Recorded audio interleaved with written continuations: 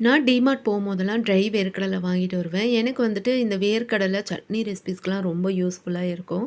திடீர்னு இதில வேர்க்கடலை சுண்டல் செய்யலாமேன்னு தோணுச்சு. செஞ்சு பார்த்தேன் அவ்ளோ டேஸ்ட்டா வந்திருந்தது. வேர்க்கடலை சுண்டல் செய்றதுக்கு 1 1/2 கப்பு வேர்க்கடலைய நல்லா வாஷ் பண்ணிட்டு, தண்ணி ஊத்தி ஒரு 5, 6 மணி நேரம் ஊற வச்சு எடுத்துக்கோங்க. ஊறினதுக்கப்புறம் ஒரு குக்கர்ல சேர்த்துட்டு கொஞ்சமா உப்பு சேர்த்து ஒரு 5 விசில் விட்டு எடுத்துக்கோங்க. 5 விசில் வந்ததுக்கப்புறம் தண்ணிய வடிச்சுக்கோங்க. இது வந்து நம்ம ஃப்ரெஷ்ஷான வேர்க்கடலை மாரி குழஞ்சுலாம் வெந்து வராது. நறுக்கு நறுக்குன்னு தான் இருக்கும். ஒரு கடாயில 1 டேபிள் ஸ்பூன் எண்ணெய் ஊத்திட்டு, 1/4 ஸ்பூன் கடுகு, கடலைப்பருப்பு, ஒரு வரமிளகாய், ஒரு கொத்து கருவேப்பிலை சேர்த்துட்டு, நம்ம தண்ணிய வடிச்சு வச்சிருக்க வேர்க்கடலையும் இதோட சேர்த்துக்கோங்க. தேவையான அளவுக்கு உப்பு, 1/2 ஸ்பூன் சாட் மசாலா சேர்த்துட்டு, நல்லா மிக்ஸ் பண்ணிட்டு, கடைசியா துருவுன தேங்காவ இதோட உங்க தேவைக்கேற்ப சேர்த்துட்டு, மிக்ஸ் பண்ணி இறக்கிட்டீங்கன்னா, நம்ம வேர்க்கடலை சுண்டல் அருமையா ரெடி ஆயிரும். இந்த ரெசிபி உங்களுக்கு பிடிச்சிருந்தா ட்ரை பண்ணி பாருங்க. Thank you.